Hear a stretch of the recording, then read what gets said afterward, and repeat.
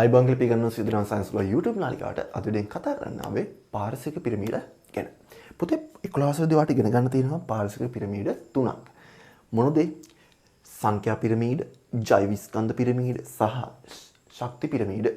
පුතේ මෙන්න මේ පිරමීඩ තුනේම පාදම වෙන්නේ නිෂ්පාදකය.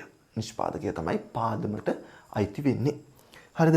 එතකොට මෙන්න මේ සංඛ්‍යා පිරමීඩයක් කියලා කියන්නේ පුතේ එක් ජීවි මට්ටම් වල වර්ග මීටරයක ජීවත් වෙන ජීවීන් සංඛ්‍යාව ප්‍රස්ථාරක නිරූපණය කරා නම් අන්න ඒක අපි කියන පුතේ මොකද සංඛ්‍යා පිරමීඩයක් කියලා. එතකොට මෙන්න මේ සංඛ්‍යා පිරමීඩ උඩුකුරු සංඛ්‍යා පිරමීඩයක් තියෙන පුළුවන් නැත්නම් යටිකුරු සංඛ්‍යා පිරමීඩ තියෙන පුළුවන්. ඒතර ඔයාලට බෝඩ් එකේ මම ඉඳලා තියෙනවා උඩුකුරු සංඛ්‍යා පිරමීඩයක්. හිතන්නකො මෙහෙම.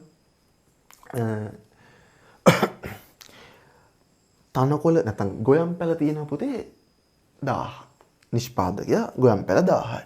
ප්‍රාතිභාගය පෙන්නනවා. ඒ කියන්නේ මීයෝ ඉන්නවා කියලා හිතන්නකෝ 100ක්. එතකොට මේ මීයෝ කන්න පුතේ ඉන්නවා ගැරන්ඩි 50ක්. ඊට පස්සේ මේ ගැරන්ඩි කන්න පුතේ එක කුස්සෙක් ඉන්නවා. වෙන්න පුළුවන් දෙයක් නේද? වර්ග මීටරයක වෙන්න පුළුවන් දෙයක් මේක. හරිද? එතකොට මෙයාගේ බලන්නකෝ. උඩට යන්න අඩු වෙලා. ඒ කියන්නේ මෙයා උඩුකුරු පිරමීඩයක්. හරිද? ඊට පස්සේ හිතන්නකෝ පොල් ගහක්. හරිද? ඒ වර්ග මීටරයට දෙන එක පොල් ගහයි. එතකොට ඒ පොල් ගහේ එක පොල් ගහයි. ඒකේ කුරුමිනියෝ භාගයක් ඉන්න පුළුවන්ද? බෑනේ. කුරුමිනියෝ ඉන්න පුළුවන්. ඊට වඩා වැඩි ගන්න නේද? කුරුමිනියෝ 10ක් ඉන්න පුළුවන්. ඒ කුරුමිනියෝ කන්න තව සත්තු කීපයක්. එහෙම වෙන්න පුළුවන් නේද? එහෙනම් අන්න එහෙම උඩට යද්දි වැඩි වෙනවා නම් සත්තු ප්‍රමාණය ඒකට කියන පුතේ මොකක්ද? යටිකුරු පිරමීඩයක් කියලා. ඉතින් මේ ගොඩක් වෙලාවට අර පරපෝෂී ආහාර දාම වල දකින්න පුළුවන් ඉන්නේ අපිට මෙන්න මේ වගේ යටිකුරු පිරමීඩයක්. යටිකුරු පිරමීඩයක් තමයි දකින්න පුළුවන් වෙන්නේ. රයිට්. අපි යමු ටක් ගහලා ජෛව ස්කන්ධ පිරමීඩය ගාවට. පුතේ ජෛව ස්කන්ධ පිරමීඩයක් කියලා කියන්නේ එක් පෝෂී මට්ටම් වලට අයත් ජීවීන්ගේ කාබනික ද්‍රව්‍ය ප්‍රමාණය ප්‍රස්ථාරිකව නිරූපණය කරනවා නම් අන්න ඒකට අපි කියනවා මොකද ජෛව ස්කන්ධ පිරමීඩයක් කියලා. හරිද? ජෛව ස්කන්ධ කියන්නේ අපේ දේහයේ අඩංගු වෙන කාබන් ප්‍රමාණය. හරිද? එතකොට මෙයා කියන්නේ වර්ෂයකට වර්ග මීටරයක ග්‍රෑම් වලින් තමයි මේක නිරූපණය කරන්නේ. එතකොට බොහෝ විට මෙන්න මේ ජෛව ස්කන්ධ පිරමීඩත් උඩුකුරුයි. එහෙම නොවන අවස්ථාත් කීපයක් තියෙනවා. එහෙම නොවන එක අවස්ථාවක් තමයි ජාජ පරිසරවල ආහාර දාම වල තියෙන දේවල් අපිට යටිකුරු ජෛව ස්කන්ධ පිරමීඩයක් තමයි හම්බ වෙන්නේ. හරිද? රයිට්. පුතේ යමු ශක්ති පිරමීඩ ගාවට. පුතේ අපි දන්නවා එක් පෝෂී මට්ටම් හරහා ගමන් කරන ශක්ති ප්‍රමාණය පෙන්වන ප්‍රස්ථාර නිරූපණයට අපි කියනවා මොකක්ද? ශක්ති පිරමීඩයක් කියලා. හරිද? එතකොට මෙන්න මේක සුවිශේෂී පිරමීඩයක්. මෙයා පුතේ හැමතිස්සෙම උඩුකුරුයි.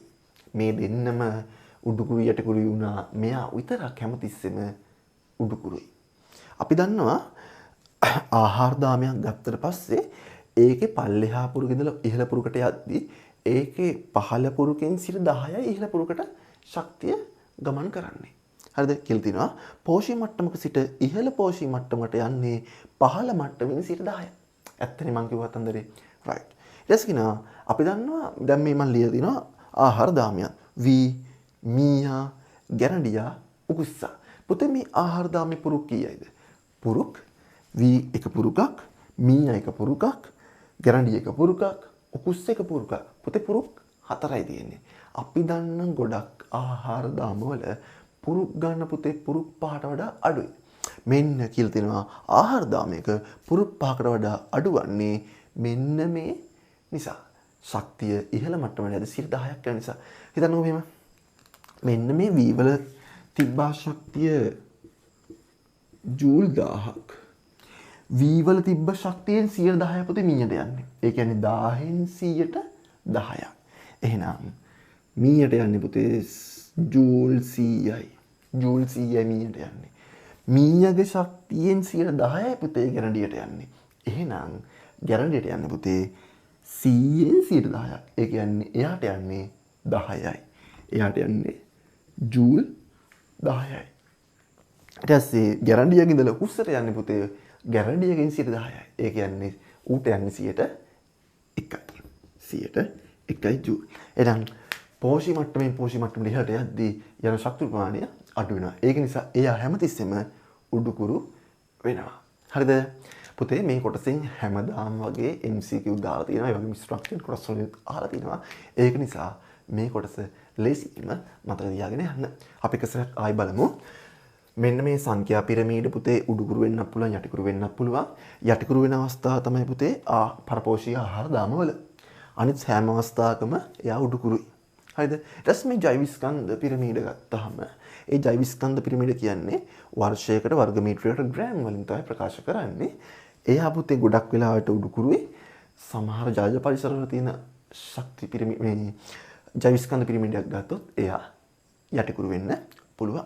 ඊට පස්සේ ශක්ති පිරමීඩයක් ගත්තාම ශක්ති පිරමීඩ කියන්නේ වර්ෂයකට වර්ග මීටරයට කිලෝ ජූල් වලින් තමයි මේක නිරූපණය කරන්නේ. අපි දන්නවා මේක සෑම විටම උඩුකුරුයි. මෙයාගේ එක් පෝෂි මට්ටමක ඉඳලා ඉහළ පෝෂි මට්ටමට යද්දී පහළ පෝෂි මට්ටමේ සිට 10යි යන්නේ. ඒක නිසා ආහාර දාම මොකක් වෙලාද තියෙනවද? පුරුක් 5කට වඩා අඩු වෙලා තියෙන ගොඩක් වෙලාවට. හරිද? එහෙනම් කාර්යක්ෂම ආහාර දාමයක් නම් මෙයාගේ පුරුක් ප්‍රමාණය අඩු වෙන්න ඕන. හරි නේද? එහෙනම් මම හිතනවා මේ කොටසත් ඔයාලට හොඳට තේරෙන්න ඇති කියලා. තේරුණා ලයික් එකක් දාන්න කමෙන්ට් එකක් දාන්න ෂෙයා කරන්න. එහෙනම් අලුත් වීඩියෝ එකකින් ගිහිල්ලා හමු වෙමු. බුත්සනේ සියදන්න පරිස්සමෙන් ඉන්න.